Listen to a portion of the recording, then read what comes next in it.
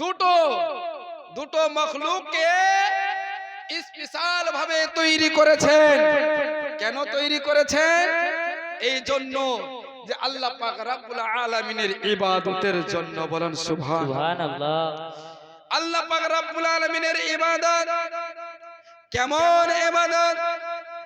আল্লাহ পাক রব্বুল আলামিন কোরআনে কারীমের মধ্যে বলেন, ওয়া আকিমুস সালাতা ওয়া আতুজ যাকাতা ওয়ারকাউ মা'আর রাকিঈন।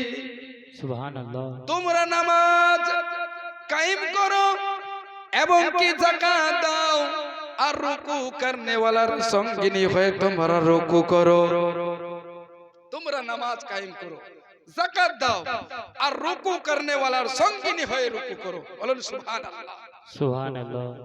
আল্লাহ পাক রব্বুল আলামিন আমাদেরকে নামাজ কায়েম করতে বলেছেন, আমাদেরকে নামাজ পড়তে বলেছেন।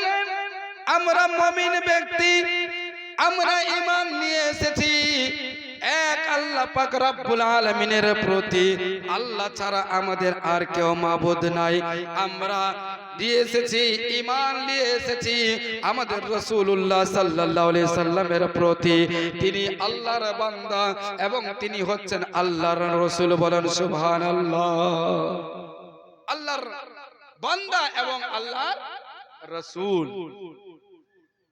আল্লাহ পাক রব্বুল আলামিনের মখলুক আমরা, আল্লাহর বান্দা, আল্লাহর প্রতি আমরা ঈমান নিয়ে এসেছি এক আল্লাহ পাক রব্বুল আলামিন, এক আল্লাহ বলে মেনে নিয়েছি। আমার রাসূলুল্লাহ সাল্লাল্লাহু আলাইহি ওয়াসাল্লাম বলেছেন, আমরা মেনে নিয়েছি।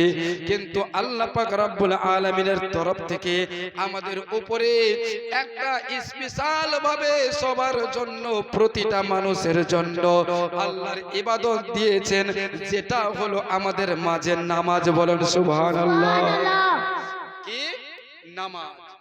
এই নামাজ কিন্তু কারোর জন্য মাপ নয়। এই নামাজ না গরিবের জন্য মাপ রয়েছে, না আমিরের জন্য মাপ রয়েছে, না কোনো যুবকের জন্য মাপ রয়েছে, না কোনো বেমার ব্যক্তির জন্য মাপ রয়েছে। কারণ এই নামাজের মাসালার মধ্যে এসেছেন, তোমরা যদি নামাজ পড়ো তাহলে দাঁড়িয়ে নামাজ পড়ো। তোমরা দাঁড়িয়ে যদি নামাজ না পড়তে পারো তাহলে তোমরা বসে নামাজ পড়ো। বসে যদি না নামাজ পড়তে পারো তাহলে তোমরা শুয়ে শুয়ে নামাজ পড়ো। শুয়ে যদি না পড়তে পারো তাহলে তোমরা ইশারায় নামাজ পড়ো। কিন্তু তোমাদেরকে নামাজ আদা করতে হবে। বলেন সুবহানাল্লাহ। সুবহানাল্লাহ। নামাজ আদা করতে হবে। তোমরা যদি নামাজ দাঁড়িয়ে পড়ো, দাঁড়িয়ে যদি না পড়তে পারো তাহলে তোমরা বসে পড়ো। বসে না পারলে তোমরা শুয়ে পড়ো। শুয়ে না পারলে তোমরা ইশারায় পড়ো, কিন্তু নামাজ পড়ো। নামাজ পড়তে হবে। এখন কথা হলো বানাদার, এই নামাজ আমরা কয়বার পড়ব, কয় টাইম পড়ব, এই ব্যাপারে হাদিসের মধ্যে এসেছে। নবী পাক সাল্লাল্লাহু আলাইহি ওয়াসাল্লাম দুনিয়ার বুকে আসার আগে হযরত ঈসা আলাইহি ওয়াসাল্লাম দুনিয়ার বুকে এসেছিল। ঈসা নবী যখন দুনিয়ার বুকে আসেন, দুনিয়ার বুকে আসার পরে ইসলামকে প্রচার করতেন। ইসলামকে যখন প্রচার করেছিল, ইসলাম প্রচার করার সময়, ইসলাম প্রচার করতে করতে এমন একদিন গভীর বন জঙ্গলের মধ্যে চলে গেছে। আর গভীর বন জঙ্গলের মধ্যে যখন গিয়ে পৌঁছাইছে, দেখছেন একটা এত সৌন্দর্য জানোয়ার, যে জানোয়ারটা এত সুন্দর রয়েছে, তার চেহারার মধ্যে এত নূর ঝলমল ঝলমল করছে, যেই নূরের কারণে আল্লাহ পাক রব্বুল আলামিনের শুকরিয়া আদা না করলে কিন্তু থাকা যায় না। বলেন সুবহানাল্লাহ। সুবহানাল্লাহ। শুকরিয়া আদা না করালে থাকা যায় না। বন্ধুগণ আমার, হযরত ঈসা আলাইহিস সালাম যখন ওই গভীর বন জঙ্গলের মধ্যে গিয়ে পৌঁছাইছে, ওই জানোয়ারকে দেখছেন, আল্লাহর শুকরিয়া আদা করছেন। আল্লাহ পাক রব্বুল আলামিনের শুকরিয়া আদা করার পরে এবার কি করছেন, ওই জানোয়ারটা এক পা দু পা করতে করতে হাঁটতে হাঁটতে চলে যায়, গিয়ে দেখে একটা কিচ্চরের মধ্যে ইয়ানি নোংরার মধ্যে পড়ে গেল। নোংরার মধ্যে যখন পড়ে গেল, নোংরায় নোংরিত হয়ে গেল। আর কিন্তু তিনি ঝলমল ঝলমল করে না, তার সারা শরীরটা কিন্তু নোংরায় নোংরিত হয়ে গেল। হবার পরে এবার উঠলো, উঠার পরে হযরত ঈসা আলাইহিস সালাম দেখতে আছেন। এবার কি করলেন, যেতে যেতে একটা পানির নহর ছিল, সেই নহরের মধ্যে নেমে গেল। নহরের মধ্যে নামার পরে গোসল করলো, গোসল সেরে আবার উঠে গেল, আবার গিয়ে একটা কিচ্চরের মধ্যে পড়ে গেল, আবার উঠলো, কিচ্চর থেকে নোংরা থেকে উঠে গেল। উঠার পরে আবার গিয়ে নদীতে গোসল করলো, নদীতে গোসল করার পরে আবার উঠে গেল। উঠার পরে আবার ওই নোংরার মধ্যে পড়ে গেল। একবার নয়, দুইবার নয়, 5 বার নোংরার মধ্যে পড়লো। আর 5 বার গিয়ে ওই নদীতে গোসল করলো। এই 5 বার নোংরার মধ্যে পড়লো আর 5 বার গিয়ে গোসল করলো নদীতে। এটা দেখে হযরত ঈসা আলাইহিস সালাম আশ্চর্য হয়ে গেল, বলে হে আল্লাহ পাক রব্বুল আলামিন মাওলা, এটা কি কারিশমা তুমি দেখালে, একটা এত সুন্দর জানোয়ার, যে জানোয়ারটা আমি দেখে খুশি হলাম, কিন্তু ওই জানোয়ারটা নোংরার মধ্যে পড়ে গেল, আবার নোংরা থেকে উঠে গেল, আবার একটা কিচ্চটের মধ্যে পড়ে গেল, আবার কিচ্চট থেকে উঠে গেল, আবার নোংরার মধ্যে পড়লো। হে আল্লাহ পাক রব্বুল আলামিন, এই জানোয়ারটার মধ্যে কি এমন ভেদ রয়েছে, আপনি একটু দয়া করে মেহেরবানি করে বলে দিলে কিন্তু আমি শান্তি পেতাম। আল্লাহ পাক রব্বুল আলামিন, আল্লাহ পাক রব্বুল আলামিন হযরতে জিবরিল আলাইহিস সালামকে পাঠিয়ে দিল। পাঠার পরে এবার বলতে লাগলো, এই ঈসা আপনি টেনশন করবেন না, কারণ হলো এই যে জানোয়ারটাকে দেখছো, এই সৌন্দর্য জানোয়ার মিসাল হলো আমার শেষ নবী ইয়ানি হযরত মুহাম্মদুর রাসূলুল্লাহ সাল্লাল্লাহু আলাইহি ওয়াসাল্লামের উম্মত উম্মতিদের মিসাল। বলেন সুবহানাল্লাহ। সুবহানাল্লাহ। ওই যে জানোয়ারটা দেখছো, এই জানোয়ারটার মিসাল হলো, সৌন্দর্য জানোয়ারের মিসাল হলো হযরত মুহাম্মদুর রাসূলুল্লাহ সাল্লাল্লাহু আলাইহি ওয়াসাল্লামের উম্মত উম্মতিদের মিসাল। বলে তাহলে ওই কিচ্চরটা কি, ওই নোংরাটা কি? বলে ওই নোংরাটা হলো হযরত মুহাম্মদুর রাসূলুল্লাহ সাল্লাল্লাহু আলাইহি ওয়াসাল্লামের উম্মত উম্মতিদের গুনহার মিসাল। বলে ওই নদীটা হলো তার উম্মতের প্রতি দিনে 5 বার নামাজ ফরজ হবে। আর এই 5 বার নামাজ ফরজ হওয়ার কারণ হলো যে দেখছো যে এই যে নদীতে গোসল করলো, এই গোসলের বদলে যেরকম নোংরা গুলো ধুয়ে গেল, সেরকম তার উম্মত উম্মতিরা যখন তারা গুনাহে লিপ্ত হয়ে যাবে, গুনাহকে মুছে ফেলার জন্য মসজিদের মধ্যে এসে যখন আল্লাহু আকবার বলে দাঁড়িয়ে যাবে, আল্লাহ পাক রব্বুল আলামিন তার সমস্ত গুনাহগুলো এই নদীর পানির মতো ধুইয়ে পরিষ্কার করে দেবে। বলুন সুবহানাল্লাহ। তাহলে নামাজের মিসাল হলো কি, এই নদী। আল্লাহর নবী দয়ার রাসূল বলতে লাগলেন, ও আমার উম্মত উম্মতিরা রে, তোমরা শুনে নাও, তোমাদের নদী, তোমাদের দরওয়াজার মধ্যে যদি কোনো নদীর একটা নহর থাকে, আর ওই নহরের মধ্যে তোমরা যদি 5 বার গোসল করো, বলো যদি 5 বার গোসল করো, 5 বার গোসল করলে কি তোমাদের শরীরের মধ্যে কোনো নোংরা থাকবে? সাহাবায়ে কেরামরা বলতে লাগলো, ইয়া রাসূলুল্লাহ, ইয়া হাবিবাল্লাহ, হুজুর গো, 5 বার গোসল করলে আমার শরীরের মধ্যে কোনো নোংরা থাকবে না। আল্লাহর নবী দয়ার রাসূল বলতে লাগলো, তাহলে তোমরা গুনাহকে পরিষ্কার করার জন্য দিনে যদি 5 বার, 24 ঘন্টায় যদি 5 বার নামাজ আদা করো, তাহলে তোমাদের শরীরের মধ্যে কোনো গুনাহ থাকবে না। সুবহানাল্লাহ। কোনো গুনাহ থাকবে না। তোমরা যদি গুনাহকে পরিষ্কার করার জন্য গোসল করো, তাহলে তোমাদের শরীরে গুনাহ থাকবে না। আচ্ছা বলেন তো আমাদের গুনাহ হয়েছে কিনা বলেন তো? কার কার গুনাহ হয়নি হাত তুলেন তো একটু। মাশাআল্লাহ, আমাদের সবারই গুনাহ আছে নাকি? বুঝা গেল আমাদের সবারই গুনাহ আছে। তাহলে এই গুনাহগুলোকে ধুইয়ে দেওয়ার জন্য কি দরকার? নামাজের দরকার। বারাদার বন্ধুগণ আমার, আসুন আমার বিষয় ছিল কিন্তু দরুদে পাক আমি আপনাদের সামনে কোরআন থেকে আয়াত পড়েছি, ইন্নাল্লাহা ওয়া মালাইকাতাহু ইউসাল্লুনা আলান নবী ইয়া আইয়ুহাল্লাযীনা আমানু সাল্লু আলাইহি ওয়া সাল্লিমু তাসলিমা। আল্লাহ পাক রব্বুল আলামিন বলেন, আমি এবং আমার ফেরেশতাগণ আমার নবীর প্রতি দরুদ পাঠাই, বলেন সুবহানাল্লাহ।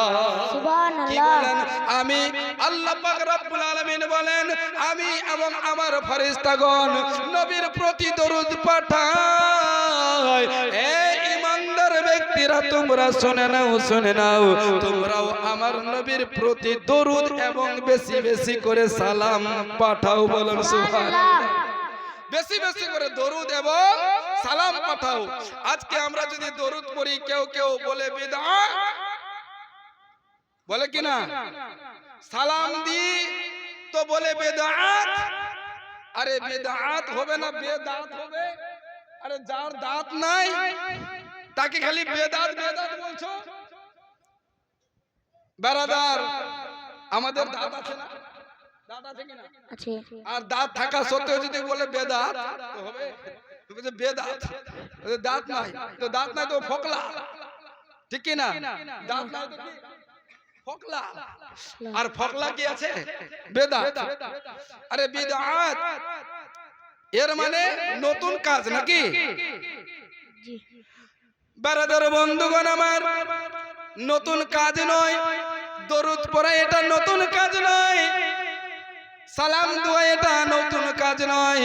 কারণ আমার আল্লাহ পাক রব্বুল আলামিন কোরআনে কারীমের মধ্যে 22 পারার মধ্যে বলেছেন, ও আমার বান্দা বান্দিরা, এই ঈমানদার ব্যক্তিরা, তোমরা দরুদ পড়ো এবং বেশি বেশি করে সালাম পড়ো, বলেন সুবহানাল্লাহ। সুবহানাল্লাহ।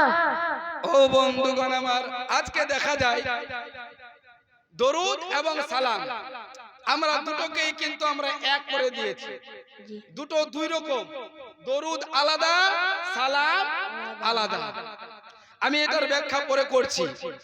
আবার কিয়াম, কেউ বলে কিয়াম, কিয়ামটা কিন্তু আলাদা জিনিস। কিয়াম আলাদা, দরুদ আলাদা, সালাম আলাদা, সবটি কিন্তু আলাদা আলাদা আছে। আগে আমি দরুদের কথা বলি, তারপরে আমি সালামের কথা বলবো আপনাদেরকে। বারাদার বন্ধুগণ আমার, আল্লাহ পাক রব্বুল আলামিন আমাদের প্রতি নামাজ ফরজ করেছেন, কিন্তু ঠিক কি না? নামাজ ফরজ করেছেন, কিন্তু আল্লাহ পাক রব্বুল আলামিন নামাজ পড়েন নাই। আমাদের প্রতি রোজা ফরজ করেছেন, কিন্তু আল্লাহ পাক রব্বুল আলামিন রোজা রাখেন নাই। আমাদের প্রতি হজ ফরজ করেছে, কিন্তু আল্লাহ হজ করেন নাই। আমাদের প্রতি যাকাত ফরজ করেছে, আল্লাহ পাক রব্বুল আলামিন কিন্তু যাকাত দেয় নাই। বারাদার বন্ধুগণ আমার, কিন্তু আল্লাহ পাক রব্বুল আলামিন বলেন, আমার মেহবুবের প্রতি, আমার নবীর প্রতি, আমার পয়গম্বরের প্রতি, আমার রাসূলের প্রতি যখন তোমরা দরুদ পড়বে, তো আমি তোমাদেরকে সরাসরি বলি নাই, ও আমার বান্দারা তোমরা দরুদ পড়ো, এই আমার বান্দিরা তোমরা দরুদ পড়ো। আল্লাহ পাক রব্বুল আলামিন বলেন, আমি আগে বলি, আমি এবং আমার ফেরেশতাগণ নবীর প্রতি দরুদ পাঠাই, বলেন সুবহানাল্লাহ, সুবহানাল্লাহ। আল্লাহ পাক রব্বুল আলামিন আগে নিজে স্বীকার করছেন যে আমি পড়ছি, তোমরাও পড়ো। এই আমার বান্দা, আমি আমার রাসূলকে ভালোবাসি, তার প্রতি আমি দরুদ পাঠাই। আমার ফেরেশতারাও তারাও আমার নবীর প্রতি দরুদ পাঠায়। ও আমার ঈমানদার ব্যক্তিরা, ও আমার ঈমানদারেরা, তোমরাও বসে থেকো না, তোমরাও দাঁড়িয়ে থেকো না, তোমরাও ঘরে থেকো না, তোমরাও আমার নবীর প্রতি দরুদ পাঠাতে থাকো, বলেন সুবহানাল্লাহ, সুবহানাল্লাহ। তোমরা এই ঈমানদারেরা তোমরাও দরুদ পাঠা। আচ্ছা বলেন, আল্লাহ পাক রব্বুল আলামিন আমাদেরকে রোজা করতে বলেছেন, নামাজ পড়তে বলেছেন, হজ করতে বলেছেন, যাকাত দিতে বলেছেন। কত কঠিন, ঠিক না? কঠোর ভাবে করতেই হবে। নামাজ যদি আপনি না পড়েন আপনার কিন্তু রেহাই নাই, কাজা হলো আপনাকে পড়তে হবে। জি আর এটাও বলেছে যে নামাজ তুমি দাঁড়িয়ে না পড়তে পারলে বসে পড়ো, না তো তুমি শুয়ে পড়ো, না তো তুমি ইশারায় পড়ো, কিন্তু পড়ো। কিন্তু আল্লাহ কি নামাজ পড়ে? না আল্লাহ নামাজ পড়ে? না পড়ে বলেন? মনে হয় পড়ে। আল্লাহ নামাজ পড়েন নাই। আল্লাহ কি রোজা রাখে? আমাদেরকে রোজা রাখতে বলেছেন আল্লাহ, কিন্তু আল্লাহ রোজা রাখে না। আল্লাহ পাক রব্বুল আলামিন কি হজ করেন? না। আল্লাহ পাক রব্বুল আলামিন কি যাকাত দেন? না। কিন্তু দরুদে পাকের যখন কথা আসলো, ও আমার বান্দারা, ও আমার বান্দিরা, তোমরা শুনে নাও, তোমাদেরকে যখন আমি নামাজ পড়তে বলেছি, আমি শুধু নামাজ পড়তেই বলেছি। তোমাদেরকে যখন রোজা রাখতে বলেছি, তোমাদেরকে রোজা রাখতেই বলেছি। যখন হজ করতে বলেছি, হজ করতেই বলেছি। যাকাত দিতে বলেছি, যাকাত দিতে বলেছি। কিন্তু আমি এই কথা বলি নাই যে আমি করছি তোমরাও করো, আমি নামাজ পড়ছি তোমরাও পড়ো, আমি রোজা রাখছি তোমরাও করো, আমি যাকাত দিচ্ছি তোমরাও করো। কিন্তু আল্লাহ পাক রব্বুল আলামিন এই ধরনের কোনো কথা বলেন নাই, শুধু আমাদেরকে করতে বলেছেন। কিন্তু আল্লাহ পাক রব্বুল আলামিনকে বলি, হে আল্লাহ পাক রব্বুল আলামিন মাওলা, যখন তোমার মেহবুবের প্রতি দরুদ পড়ার কথা আসলো, তাহলে আপনি কেন বলেন যে আমি এবং আমার ফেরেশতারা আমার নবীর প্রতি দরুদ পাঠাই? এই ঈমানদারেরা, তোমরাও আমার নবীর প্রতি দরুদ এবং বেশি বেশি করে সালাম পড়ো। বলেন সুবহানাল্লাহ। সুবহানাল্লাহ। সালাম পড়ো। বারাদার, এখানেই তো মজার কথা আছে। কিসের কথা? মজার কথা আছে এখানে। আমাদেরকে বলেছেন, ঈমানদারকে বলেছেন। কাকে? ঈমানদারকে। কোনো বেঈমানকে বলেননি যে তুমি দরুদ পড়ো। ঈমানদার যে হবে সে দরুদের পক্ষে হবে, যে ঈমানদার হবে না, যে বেঈমান হবে সে দরুদের বিপক্ষে হবে। বলেন সুবহানাল্লাহ। এবার আসুন, আমি বলবো কিয়াম এবং সালাম। কিয়াম কাকে বলে? কিয়াম কাকে বলে? আপনারা বলেন কিয়াম কাকে বলে? দাঁড়ানো, দাঁড়ানো, যে আপনি দাঁড়িয়ে আছেন এটাকে বলা হয় কিয়াম। আপনি দাঁড়িয়ে আছেন এটাকে বলা হয় কি? নামাজের মধ্যে একটা ফরজের মধ্যে ফরজ রয়েছে কিয়াম। কি হযরত? নামাজের শর্তগুলোর মধ্যে একটা শর্ত আছে কিয়াম করা, yani দাঁড়িয়ে দাঁড়িয়ে, মানে দাঁড়ানো। যদি আপনি বলেন যে আমি কিয়াম করব না, তাহলে আপনি যখন কিয়াম করবেন না, তো আপনাকে দাঁড়িয়ে নামাজও পড়তে হবে না। কিয়ামকে আপনি নফরত করছেন না, তো আপনি কিয়ামকে নফরত করেন, তাহলে আপনি দাঁড়াতেও পারবেন না, দাঁড়িয়ে নামাজও পড়তে পারবেন না। যদি আপনি কিয়ামকে নফরত করেন, তা আপনি যে বেড়াচ্ছেন, হাঁটছেন, এই হাঁটাহাঁটিও আপনাকে করতে হবে না। আপনি বসে বসে বেড়ান, পুনি দিয়ে ঘিসরে ঘিসরে বেড়ান, ঠিক কিনা? পুনি দিয়ে ঘিসরে ঘিসরে আপনি বেড়ান, আপনি কিয়ামের বিরোধিতা করছেন। তো আরে কিয়ামের মানে কি আগে এটা বুঝো। কিয়াম কাকে বলে? তাহলে কিয়ামের মানে কি? দাঁড়ানো। এবার সালাম, আমরা সালাম দিই, ইয়া নবী সালাম আলাইকা, ইয়া রাসূল সালাম আলাইকা। এটার নাম হলো সালাম। এটার নাম কি? সালাম। সালাম। আচ্ছা বলেন, এই সালাম কি আমরা দিতে পারবো না? আমার নবীকে কি সাহাবায়ে কেরামরা সালাম দেন নাই? দিয়েছে কিনা? একটু হ্যাঁ হ্যাঁ বলেন না। আমার নবীকে সাহাবারা সালাম দেয়নি? দিয়েছে। আমার নবী কি সাহাবাদেরকে সালাম দেননি? দিয়েছেন। এবং কি আমাদের উপরে সবার জন্য সালাম ফরজ করে দিয়েছেন নামাজের ভিতরে। বলেন সুবহানাল্লাহ। সুবহানাল্লাহ। নামাজের ভিতরে সালাম ফরজ করে দিয়েছেন। কি রকম? আসসালামু আলাইকা ইয়া আইয়ুহান নবী। যদি বলে যে আমি নবীকে সালাম দিব না, তাহলে আত্তাহিয়াত আপনাকে পড়তে হবে না। জি, যদি জি। আপনি আত্তাহিয়াত না পড়েন, আপনার নামাজই হবে না, বেশ সুবহানাল্লাহ। আপনার নামাজই হবে না। এখন বলেছেন যে এই সালামটা আমাদেরকে বলেছেন তোমরা সালাম দেওয়ার মতো দাও। বলেন সুবহানাল্লাহ। আমাদেরকে সুবহানাল্লাহ। বলা হয়েছে তোমরা রাসূলকে যখন সালাম দিবে তোমরা আদবের সহিত দিবে। কিসের সহিত? আদবের সহিত দিবে। আর এই আদবটা আমরা কি রকম মনে ভাবি? আমরা দাঁড়িয়ে মাথাকে নিচু করে দুই হাত বেঁধে নবীকে বলি ইয়া নবী সালাম আলাইকা ইয়া রাসূল সালাম আলাইকা ইয়া হাবিব সালাম আলাইকা সালাওয়াতুল্লাহ আলাইকা। বলি কিনা? এইরকমই তো সালাম দিই। তাহলে আদবের সহিত, আদবটা কি রকম? মাথাটাকে নিচু করে একটু দুই হাত বেঁধে আর একদম সুর দিয়ে একদম মনকে হাজির করে নবীকে স্মরণ করে আমি কিন্তু কাকে সালাম দিচ্ছি? আমার নবীকে। বলেন সুবহানাল্লাহ। সুবহানাল্লাহ। দরুদ আমরা পড়ছি এবং সালাম নবীকে একদম আদবের সহিত দিচ্ছি। বারাদার বন্ধুগণ আমার, এই দরুদের কিন্তু টাইম টেবিল কোনো কিছু নেই, আছে কি? না। আমি দরুদ পড়ব, ও বন্ধুগণ আমার, কখন পড়ব? বসে পড়ব না দাঁড়িয়ে পড়ব? এটা বলেন নাই। এখন পড়ব না রাত্রে পড়ব? দিনে পড়ব না দুপুরে পড়ব? সকালে পড়ব না বিকালে পড়ব? রাত 12টায় পড়ব না রাত 1টার সময় পড়ব? আজানের পরে পড়ব না আজানের আগে পড়ব?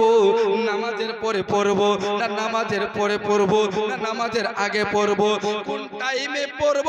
আল্লাহ পাক রব্বুল আলামিন এবং আল্লাহর রাসূল সাল্লাল্লাহু আলাইহি ওয়াসাল্লাম আমাদেরকে বলেন নাই কোন টাইমে দরুদ পড়তে হবে, কোন সময়ে দরুদ পড়তে হবে, কখন সালাম দিতে হবে।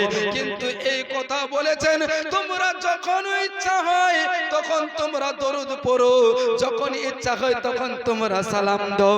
আমার নবী, আপনার নবী বলেন, ও আমার উম্মত উম্মতিরা, তোমরা যদি আমার উপরে সালাম দাও, আমার উপরে যদি দরুদ পড়ো, হযরতে আনাস রাদিয়াল্লাহু তাআলা আনহু থেকে বর্ণিত রয়েছে, হযরতে আনাস রওয়ায়াত করে, ইয়া রাসূলুল্লাহ ইয়া হাবিবাল্লাহ, হুজুর গো, আমি যদি আপনার উপরে একবার অন্তরে মুহাব্বতে দরুদ পড়ি, আমার কতটুকু সওয়াব রয়েছে আপনি বলুন।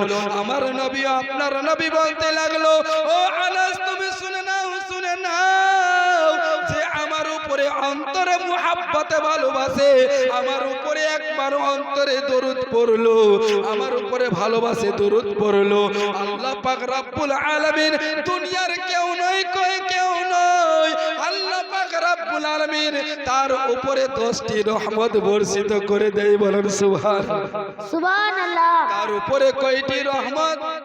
বলেন কয়টি? 10 রহমত বর্ষিত করে দেন আল্লাহ পাক রব্বুল আলামিন। আরো কিছু দেন। আমার নবী, আপনার নবী, দয়ার রাসূল সাল্লাল্লাহু তাআলা আলাইহি ওয়াসাল্লাম বলেন, আমার নবী, আপনার নবী বলেন, যে ব্যক্তি আমার উপরে অন্তরে মুহাব্বতে ভালোবাসে আমার উপরে দরুদ পড়লো, এই দরুদ পড়ার বরকতে আল্লাহ পাক রব্বুল আলামিন তার উপরে 10 রহমত নাজিল করলো। এবং তার যদি 10টি ছোটখাটো গুনাহ হয়ে থাকে, এই 10টি গুনাহকেও আল্লাহ পাক রব্বুল আলামিন মাফ করে দেয়। বলেন সুবহানাল্লাহ। সুবহানাল্লাহ। বলেন, এখন দরুদ পড়লে লাভ আছে না নেই? 10টি গুনাহ মাফ, 10 রহমত, ঠিক কি না? কত রহমত? 10। আল্লাহ পাক রব্বুল আলামিন নিজের বেলায় বলেন, কোরআনে কারীমের মধ্যে রয়েছেন ফাদকুরুনি আযকুরুকুম, আছে? তুমি আমাকে স্মরণ করো, আমি তোমাকে স্মরণ করব। সুবহানাল্লাহ, তুমি সুবহানাল্লাহ। আমাকে একবার ইয়া আল্লাহ বলে যদি ডাকো, আমি তোমাকে ইয়া আবদি বলে একবার ডাকবো। বলেন সুবহানাল্লাহ। সুবহানাল্লাহ, সুবহানাল্লাহ। কয়বার বলেন? আল্লাহকে যদি আমি একবার আল্লাহ বলে ডাকি, আল্লাহ আমাকে কয়বার ডাকবে? কয়বার? একবার। কয়বার? একবার। আল্লাহকে যদি আমি আল্লাহ বলে একবার ডাকি, আল্লাহ আমাকে কয়বার ডাকবেন? একবার। তুমি আমাকে ডাকো, তুমি আমাকে স্মরণ করো, আমি তোমাকে স্মরণ করব। করো। কিন্তু আমার নবী, আপনার নবীর বেলায় যখন দরুদের কথা আসে, ও আমার বান্দা বান্দিরা, তোমরা যদি আমার নবীর প্রতি একবার দরুদ পড়ো, আমি আল্লাহ পাক রব্বুল আলামিন তোমার উপরে 10 রহমত নাজিল করব। সুবহানাল্লাহ। 10 রহমত নাজিল করবে। তাহলে রাসূলকে আল্লাহ ভালোবাসেন কিনা? বলেন। এই দরুদ আমাদেরকে, এই দরুদ থেকে আমাদেরকে দূরে সরে রাখছে মানুষ, রাখে কিনা? তাহলে ওই সমস্ত মানুষের কথা শোনা যাবে যে দরুদের বিপক্ষে, তার কথা শোনা যাবে? না। হাদিস ও কোরআনের কথা সে যদি বলে, তার কথা শোনা যাবে না। কারণ সে ব্যক্তি গুমরাহ করবে, সে ব্যক্তি মানুষকে আল্লাহর নবীর ভালোবাসা থেকে বঞ্চিত করবে। আল্লাহর নবী দয়ার রাসূলের সঙ্গে প্রেম, তিনার সঙ্গে যে প্রেম, সে প্রেম থেকে দূরে রাখবে। এই সমস্ত মানুষের সঙ্গে কোরআন ও হাদিসের আলোচনা করা চলবে না, কারণ এদেরকে বলা হয় গাদ্দার। ঠিক কি না? সুবহানাল্লাহ। আমার যে খায় আর আমার খেয়ে যদি আমার পক্ষে না থাকে, আমার বিপক্ষে থাকে, তাহলে এই লোকটা কি আমার জন্য? বলেন, গাদ্দার। গাদ্দার। তাহলে রসুলের খাই, রসুলের কলমা পড়ে, রসুলের লিয়াসা কোরআন তেলাওয়াত করে, রসুলের লিয়াসা নামাজকে আদা করে, রসুলের লিয়াসা রোজাকে রাখে, রসুলের লিয়াসা যাকাত দেয়, রসুলের লিয়াসা হজ করে, তাহলে রাসূলুল্লাহ সাল্লাল্লাহু আলাইহি সাল্লামের লিয়াসা জিনিসগুলোকে তুমি আঁকড়ে ধরে রাখছো, নামাজকে আঁকড়ে ধরে রাখছো, রোজাকে আঁকড়ে ধরে রাখছো, হজকে আঁকড়ে ধরে রাখছো, যাকাতকে আঁকড়ে ধরে রাখছো, নিজে করছো, নিজের বউকে করাচ্ছো, নিজে করছো, নিজের ছেলেকে করাচ্ছো, নিজে করছো, নিজের ভাইকে করাচ্ছো, নিজে করছো, নিজের পাড়া প্রতিবেশীকে করাচ্ছো, নিজে করছো, নিজের আত্মীয় স্বজনকে করাচ্ছো, নিজে করছো, গ্রামে গ্রামে প্রতিটা মানুষের কাছে গিয়ে বলছো তোমাকে করতে হবে। যখন এই নামাজ রোজা করার কথা তুমি বলতে পারো, তাহলে আমার রাসূলের প্রতি যখন দরুদের কথা আসে, কেন তোমার মুখটা বন্ধ হয়ে যায়? কেন তোমার চোখটা লাল হয়ে যায়? কেন রাসূলের প্রতি দরুদ পড়ার কথা মানুষকে বলতে পারো না? কেন নবীর প্রতি সালামের কথা মানুষকে বলতে পারো না? যদি তুমি দরুদের কথা, সালামের কথা না বলতে পারো, তোমার জন্য নামাজ, রোজা, হজ, যাকাতের কথা বলার তোমার কোনো অধিকার নাই। সুবহানাল্লাহ, কোনো সুবহানাল্লাহ। অধিকার নাই। বারাদার, ইসলাম কে বুঝুন। যার কাছে রাসূলের প্রেম নাই, যার কাছে রাসূলের প্রতি দরুদ নাই, সালাম নাই, ওই মানুষের কথা শোনা যাবে না। না। যতই হোক মুহাদ্দিস, যতই হোক মুফাক্কির, যতই হোক মুফতি, যতই হোক মাওলানা, যতই বড় হোক হাফিজ, যতই বড় হোক কারি, যতই বড় হোক তিনি আলিমে দ্বীন, তার কথা শোনা যাবে না, তার কথা শোনা যাবে না। বারাদার বন্ধুগণ আমার, আসুন দরুদের আরেকটা ফজিলত বলি। বলবো কি? জি। একবার অন্তরে মুহাব্বতে দরুদ পড়েন আমার নবীর প্রতি, পড়েন দেখি, জোরে জোরে বলেন। আল্লাহুম্মা বন্ধু মাইক দেন না, জোরে জোরে একবার মোহাম্মতে জোরে সবাই আল্লাহুম্মা তিলাওয়াত করব। হযরত হাসান বসরি বলতে লাগলো, তুমি সূরা ফাতিহা আর সূরা তাকাসুর এই দুইটা সূরা দিয়ে তুমি 4 রাকাত নফল নামাজ পড়বে, পড়ার পরে তুমি ঘুমিয়ে যাবে। দেখতে পাবা ওই মেয়েটা হযরত হাসান বসরির কাছ থেকে চলে আসলো, বাড়িতে এসেছে, ঘুমিয়ে গেল, ইশার নামাজ আদা করলো। ইশার নামাজ পড়ার পরে 4 রাকাত নফল নামাজ পড়লো। 4 রাকাত নফল নামাজ পড়ার পরে দরুদে পাক পড়তে পড়তে ঘুমিয়ে গেল। ঘুমিয়ে যাওয়ার পরে গভীর রাত্রে স্বপ্নের মধ্যে দেখতে পাচ্ছেন ওই মেয়েটার কবরে আযাব হচ্ছে, দাউ দাউ করে কবরের মধ্যে দাউ দাউ করে আগুন জ্বলছে। ওই মেয়েটা শান্তিতে নাই, এত কষ্ট হয়, এত কষ্ট হয়। কষ্ট দেখে বরদাস্ত করতে পারল না, তার মা জেগে উঠলো। জেগে ওঠার পরে ফজরের নামাজ পড়ে হযরত হাসান বসরির কাছে গিয়ে পৌঁছালো, বলে হুজুর গো, আমি দেখেছি আমার মেয়ের কবরে আযাব হচ্ছে, আমি দেখেছি আমার মেয়ের কবরে দাউ দাউ করে আগুন জ্বলছে, আমি কি করব? আমার মেয়ের কবরে আযাব গুলো কি রকম বন্ধ হবে? আপনি দয়া করে মেহেরবানি করে একটু বলুন। হযরত হাসান বসরি বলে, তুমি কি তোমার মেয়েকে সত্যি স্বপ্নের মধ্যে দেখেছো? বলে হুজুর গো, আমি সত্যিকারী আমার মেয়েটাকে স্বপ্নের মধ্যে দেখেছি। এবার বলতে লাগলো, ঠিক আছে, তুমি তো হলে মা, মায়ের দোয়া আল্লাহ পাক রব্বুল আলামিন বেশি দোয়া কবুল করে। তুমি মা হলে, আর মা হয়ে তুমি কোরআন তেলাওয়াত করবে, কোরআন তেলাওয়াত করে তুমি কিন্তু তোমার মেয়ের নামে দোয়া করবে। এই দোয়া আল্লাহর দরবারে কবুল হবে। আল্লাহ পাক রব্বুল আলামিন তোমার মেয়ের কবরে আযাবকে বন্ধ করে জান্নাতের মধ্যে দিয়ে দিবে। বলুন সুবহানাল্লাহ। সুবহানাল্লাহ। জান্নাতে দিয়ে দিবে, তোমার মেয়ের কবরে আযাব বন্ধ করে, তোমার মেয়ের জন্য দোয়া করবে। আচ্ছা বলেন, আমাদের মারা ছেলের জন্য মেয়ের জন্য দোয়া করছে? আমাদের বাবা মারা দোয়া করছে?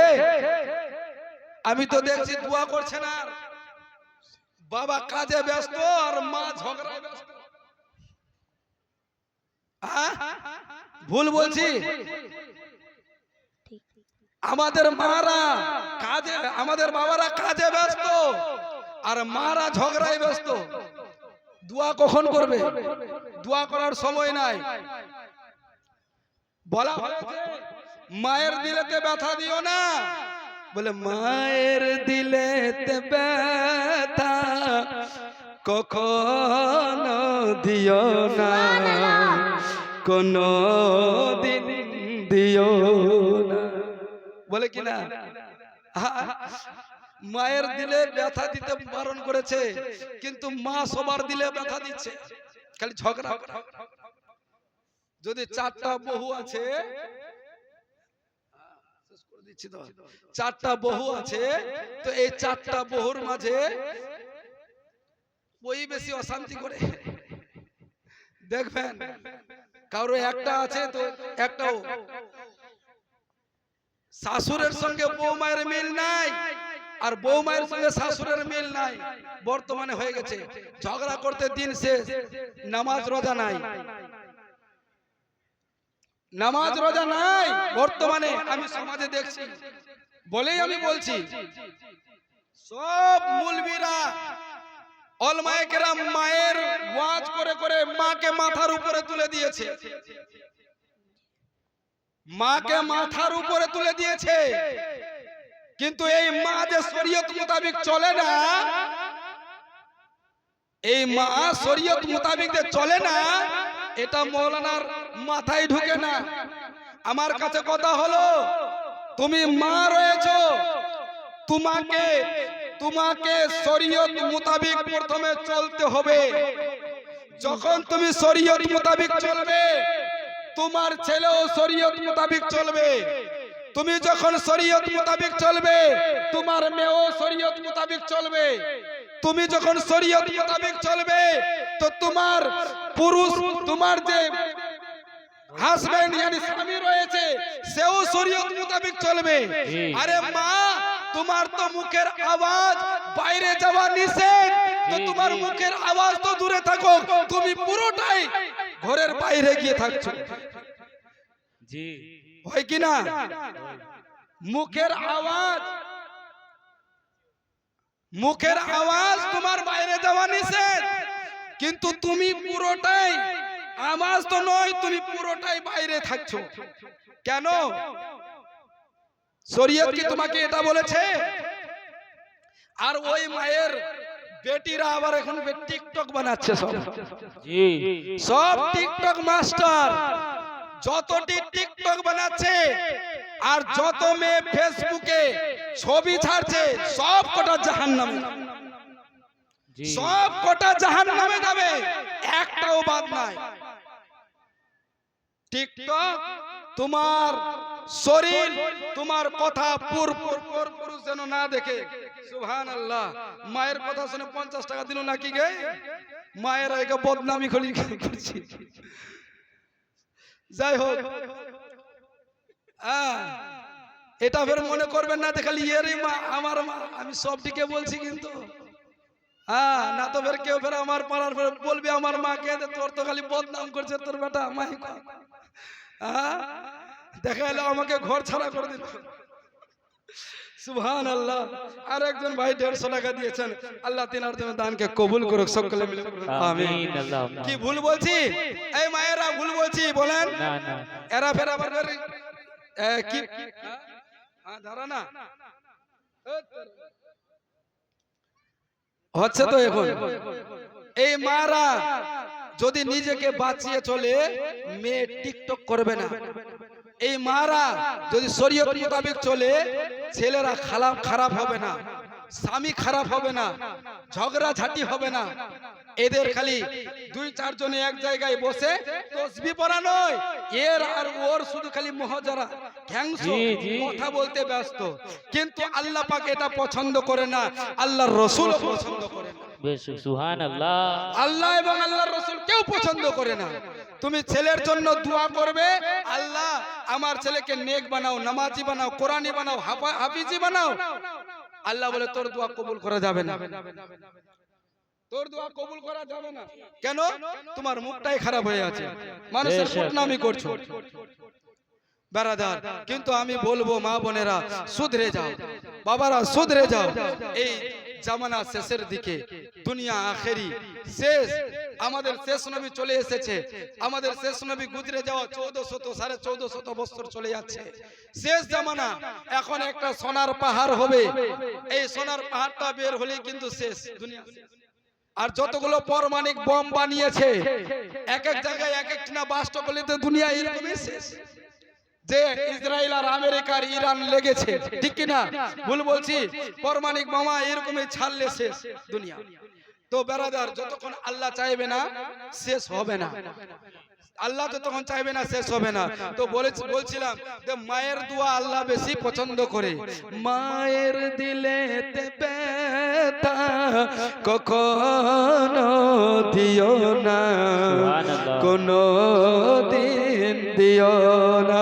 বারাদার বন্ধুগণ, ছেলের জন্য দোয়া করবেন, নামাজ পড়ার পরে ছেলের জন্য দোয়া করবেন, আল্লাহ পাক রব্বুল আলামিন দোয়াকে কবুল করবে। মেয়ের জন্য দোয়া করবেন, কবুল করবে। হাসান বসরি বলেন যে যাও যাও তোমার মেয়ের নামে তুমি দোয়া করো, আল্লাহ পাক রব্বুল আলামিন মাল দোয়া কবুল করে তোমার মেয়ের কবরের আযাবকে বন্ধ করে দিবে। বলেন সুবহানাল্লাহ। হাসান বসরি রাদিয়াল্লাহু তাআলা আনহু কিছুদিন পর ওই মেয়েটাকে স্বপ্নের মধ্যে দেখছে। ওই মেয়েটার কবরে আর আযাব নয়, ওই মেয়েটা জান্নাতের মধ্যে রয়েছে, একটা সিংহাসনে বসে রয়েছে, তার মাথার উপরে একটা নূরানি তাজ রাখা হয়েছে। বলেন সুবহানাল্লাহ। সুবহানাল্লাহ। কোন তাজ? নূরানি ঝলমলে তাজ।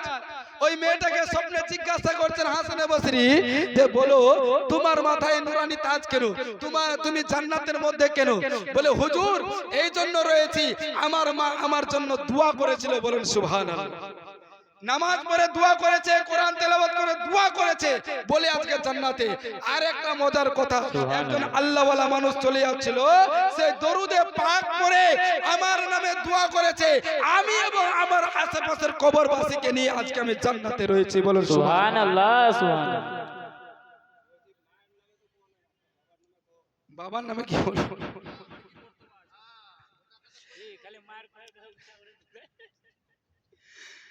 মায়ের নামে।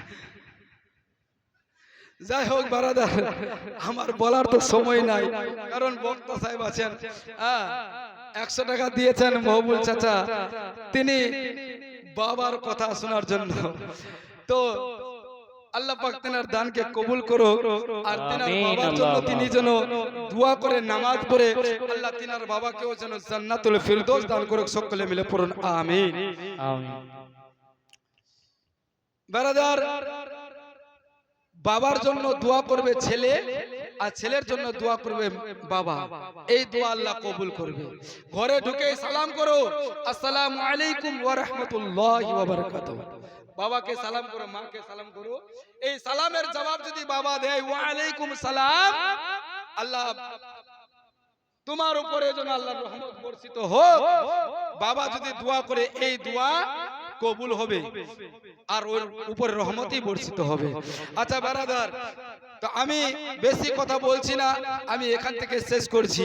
বারাদার, মা বোনেরা, ভাই ও বাবাজিরা, দ্বীন ও ইসলামের পথে থাকুন, শরীয়ত মোতাবেক চলুন, দরুদ পড়ুন, সালাম পড়ুন, নামাজ পড়ুন, রোজা রাখুন, হজ করুন, যাকাত দিন। এই কয়েকটা কাজ করেন আর মানুষের কূটনীতি